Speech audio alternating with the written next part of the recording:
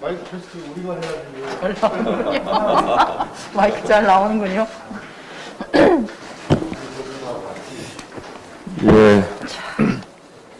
지금부터 제4차 국정감사 대책회의를 시작하겠습니다.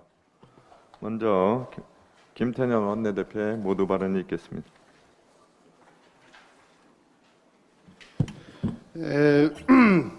저희 민주당의 공정경제 3법 TF에서 어제 대한상의와 경총을 방문해서 공정경제 3법에 대한 재개 의견을 경청을 했습니다.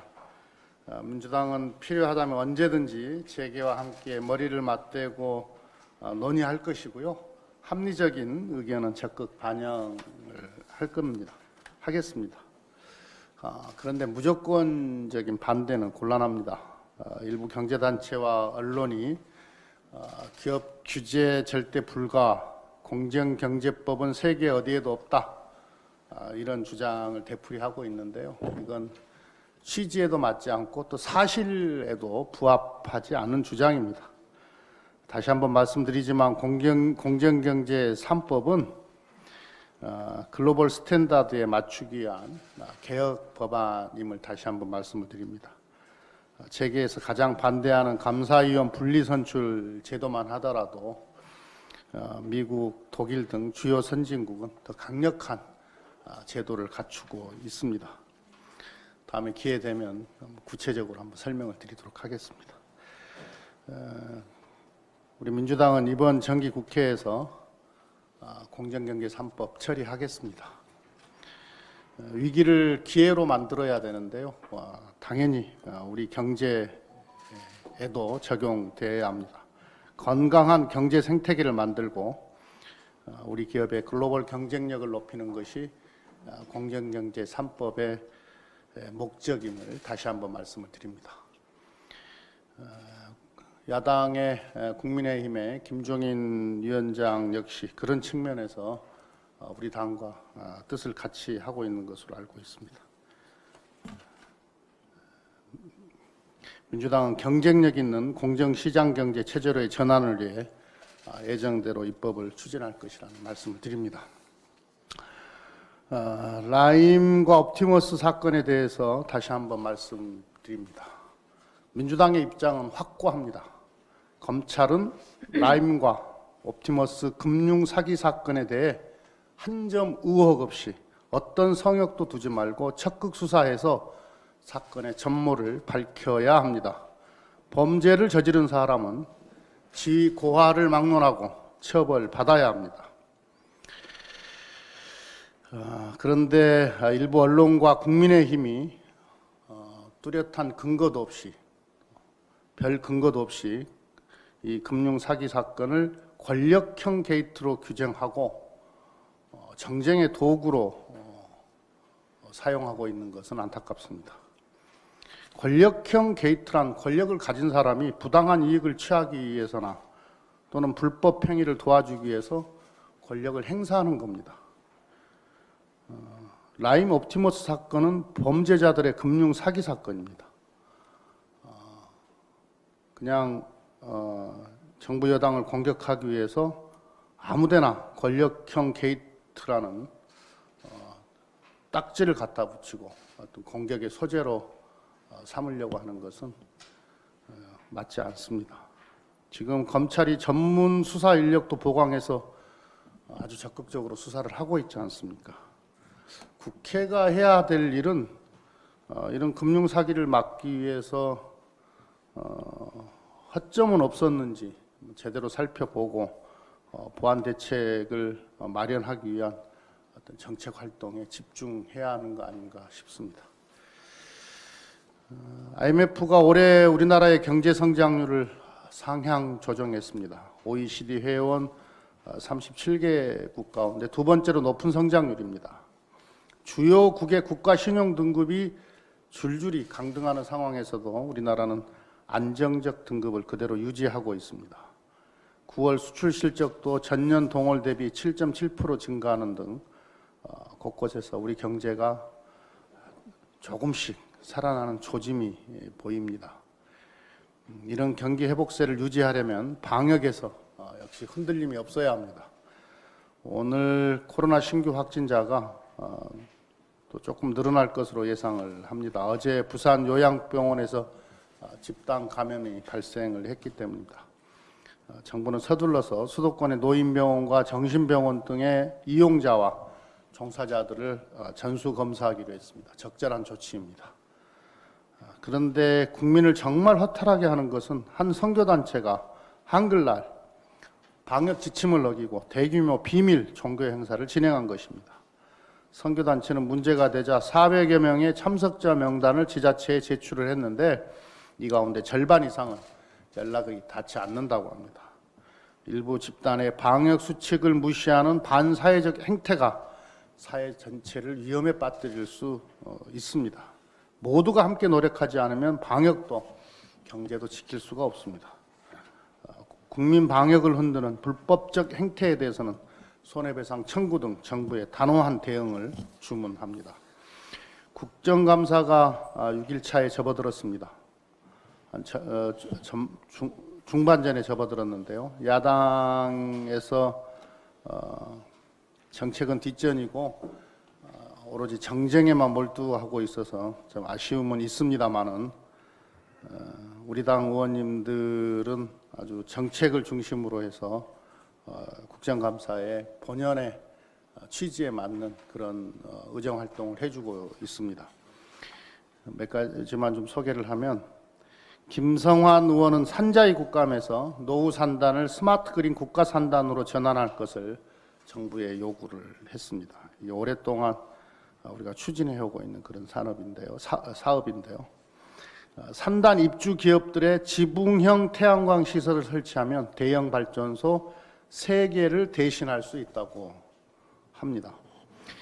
이동주 의원은 글로벌 신재생에너지 시장을 선도할 수 있도록 태양광, 연료전지, ESS에 대한 지원을 주문했습니다. 양이원영 의원은 친환경 에너지로 전환하는 과정에서 피해를 보는 지역과 기업, 노동자를 지원하기 위해 에너지 전환 지원법을 발의했습니다. 그린 뉴딜의 핵심은 친환경 에너지 전환입니다. 태양광, 풍력 등 재생에너지 확대는 전 세계적 흐름입니다.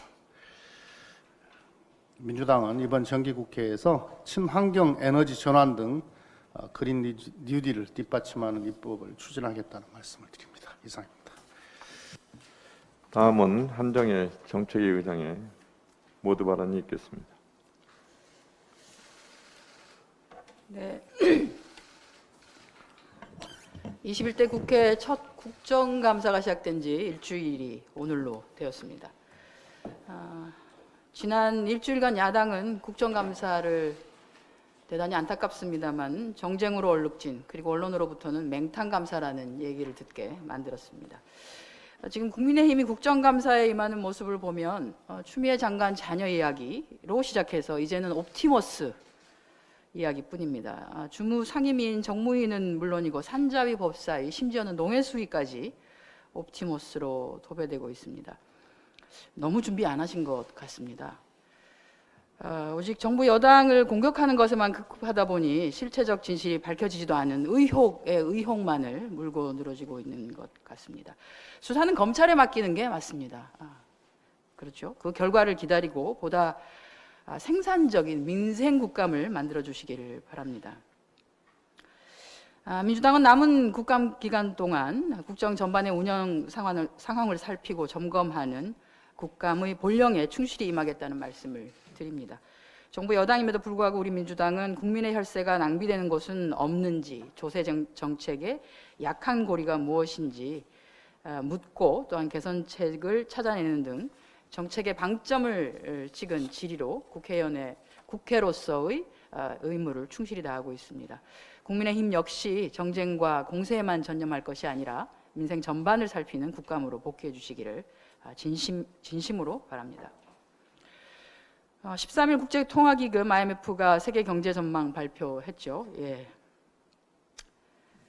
좋은 내용이라서 저도 한번 언급했습니다.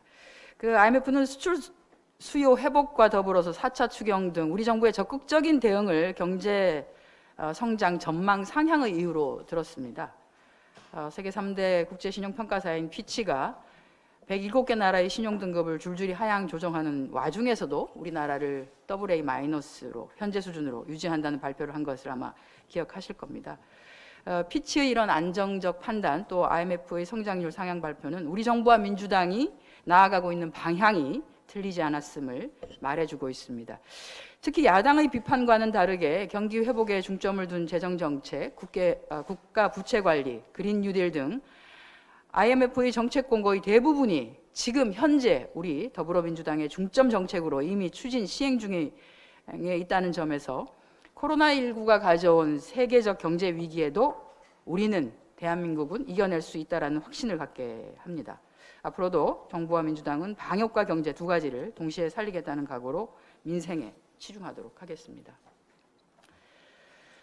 대한민국의 새로운 시작을 알리는 지역균형 뉴딜이 시작되었습니다. 지난 화요일 13일 청와대에서 제2차 한국판 뉴딜 전략회의가 열렸습니다. 전국 시도지사와 함께하는 자리였습니다. 한국판 뉴딜의 핵심 축 중에 하나인 지역균형 뉴딜에 대한 심도 있는 논의가 진행되었습니다. 지역균형 뉴딜은 수도권으로 집중된 발전의 불균형을 해소하고 국가 균형 발전을 추진하는 강력한 동력으로 대한민국 미래 경제의 문을 여는 열쇠가 될 것입니다. 이번 IMF의 경제 전망 보고서에서도 녹색 기반 시설에 대한 투자를 증가시켜서 경제 활력을 제고할 것을 강력하게 권고하고 있습니다. 해상풍력 발전 등 계획 입지 제도를 도입하는 신재생에너지법 개정안은 이미 심사 중에 있습니다. 재생에너지 사업 발전에 지자체의 역할과 권한을 강화하는 에너지법 등도 준비 중에 있습니다.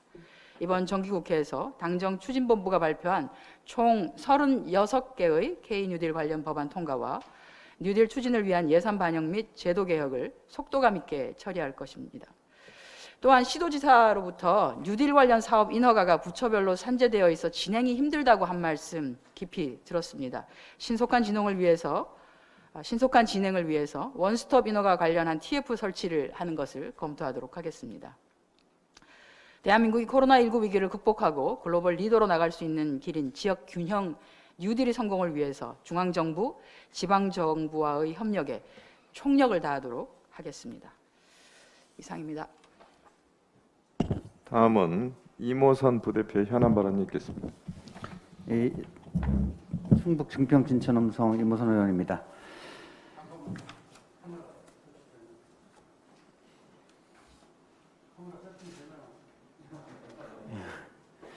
저희 행정안전위원회는 지난 13일 소방청에 대한 국정감사를 실시했습니다. 먼저 울산 삼한 나르노바 아파트 화재로 인해 피해를 입으신 주민분들께 다시 한번 유례의 말씀을 드립니다. 소방청 국감에서는 여야 모두 고층 사다리차 등 장비 보완을 주문했고 전국 30층 이상 아파트 3,885동을 포함한 4,692개 고층 건축물에 대해 예비비를 편성해서라도 긴급 소방안전 특별조사를 실시해 국민 불안 해소를 주문했습니다. 정쟁이 없었기에 언론으로부터 모처럼 국감다운 국감이었다는 평가도 있었습니다. 앞으로 남은 국감도 정책 국감을 통해 달라진 21대 국회의 모습을 국민들께 보여드릴 수 있도록 여야가 함께 힘을 모았으면 좋겠다는 말씀을 드립니다. 두 가지를 말씀드리고자 합니다. 첫째는 일부 보수단체가 추진 중인 주말 대규모 집회입니다. 아시다시피 사회적 거리두기 1단계 완화 조치는 민생경제를 감안한 고육지책입니다. 코로나 확산 우려는 여전히 사라지지 않았습니다. 만약에 이를 기화로 지금 또다시 도심 대규모 집회가 강행된다면 그로 인한 국민적 피해가 얼마나 클지 누구도 예측할 수 없는 상황입니다. 법원의 현명한 판단을 기대하며 경찰 또한 만반의 대책을 강구해 주실 것을 당부드립니다. 다음은 경찰 개혁입니다. 지난달 29일 형소법 개정에 따른 시행령이 국무회의를 통과했습니다. 검사의 수사 범위에서 사이버 범죄를 제외하는 등 우리 더불어민주당에서 제시한 수정 의견이 반영된 것은 참으로 다행이 아닐 수 없습니다. 2년여에 걸친 검경 수사권 조정안이 일단락된 만큼 이제는 공수처 출범과 국가수사본부 설치, 자치경찰제 추진에 속도를 내야 할 때입니다. 저희 행안위에서는 자치경찰 추진 내용을 포함한 경찰법 전부 개정안을 상정하면서 공청회 개최 등 여론 수렴부터 하기로 여야가 의견을 모은 바 있습니다. 국감이 마무리되는 대로 관련 법안이 조속히 통과될 수 있도록 야당도 적극 협조해 주실 것을 간곡히 당부드립니다. 다음 주 21일은 제75년 5주년 경찰의 날이기도 합니다. 전국 방방곡곡에서 불철주야 고생하시는 15만 경찰의 노고에 감사드리며 경찰도 국민과 내부 구성원의 목소리를 귀담아 듣고 국민의 신뢰와 사랑을 받을 수 있는 경찰 개혁 방안을 마련해 국회 논의에 적극 반영해 주실 것을 아울러 당부드립니다. 이상입니다. 예, 다음은 이용빈 부대표의 현안 발언이 있겠습니다.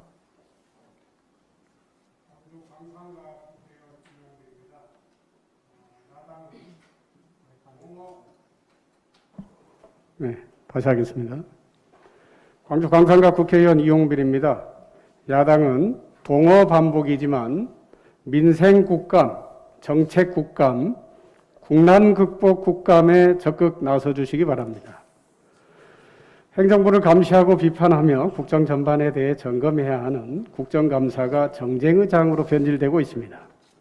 가뜩이나 올해는 코로나19 감염으로 인해서 국가적 재난 상황이고 국민들은 정상적인 일상을 포기하면서 답답한 하루하루를 보내고 있습니다. 자영업자를 포함한 소상공인들과 중소기업들은 폐업의 위기로 내몰리는 엄중한 시기입니다.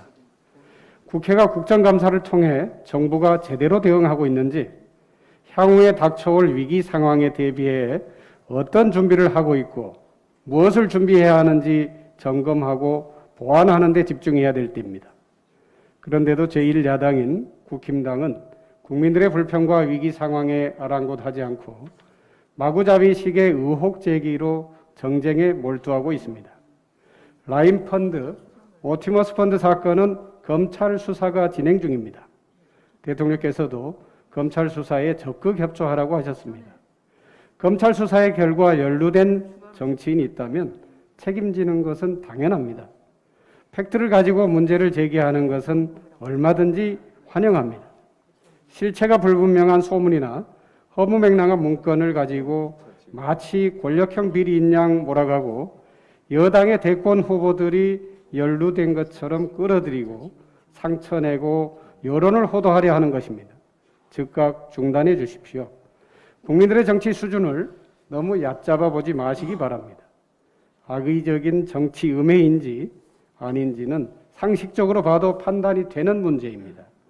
책임있는 제1야당으로서 악의적인 정치 공세는 중단하고 코로나로 인해 어려움을 겪고 있는 국민들의 삶과 경제 회복을 위해 무엇을 해야 하는지 대안을 제시해 주시기 바랍니다. 이상입니다. 예, 저는 사회적 거리두기 1단계 하향과 4차 추경 관련한 2차 지급 관련해서 한 말씀 드리겠습니다. 국민들의 대규모 이동이 예상되는 추석 연휴는 코로나 방역에서 중요한 지점이었습니다. 그리고 익히 아시다시피 국민들의 높은 시민의식 덕분에 우려했던 재확산은 일어나지 않았고 추석 연휴를 포함한 최근 2주간 일일 국내 평균 발생 환자 수도 59.4명으로 이전 2주간의 91.5명에서 크게 감소한 수치를 기록했습니다. 국민 여러분께 진심으로 감사를 드립니다. 이에 중앙재난안전대책본부도 사회적 거리두기를 1단계로 하향하고 고위험 다중이용시설 등의 정밀한 방역관리를 강화하는 방침을 내놓았습니다. 추석 이후에 2차 지급 관련해서 지급 절차도 순조롭게 진행 중입니다. 정부는 지난 12일부터 특별고용 프리랜서 고용안정지원금 150만 원, 청년 특별구직지원금 50만 원, 위기가구 긴급생계지원금 40에서 100만 원의 신청을 받고 있습니다. 또한 지난 6일부터는 소상공인 새희망자금 100에서 20만 원 정도의 신청도 받고 있습니다. 오는 19일부터는 현장 신청도 진행할 예정입니다. 코로나19로 인한 모든 피해를 메우기에는 부족하겠지만 사회적 거리두기 1단계 하향과 정부의 2차 지급 금액은 얼어붙은 우리 경제가 조금이나마 활력을 되찾는 계기가 될 거라고 생각합니다. 정부와 여당은 2차 지급 관련 홍보를 더욱 강화해 사각지대를 줄여나가겠습니다. 정기국회와 국정감사를 통해서 민생 경제를 회복하기 위한 여러 방안들을 도출해 가겠습니다. 예, 이상입니다. 그럼 공개회의를 마치고 이상 회의는 비공개로 전환하도록 하겠습니다.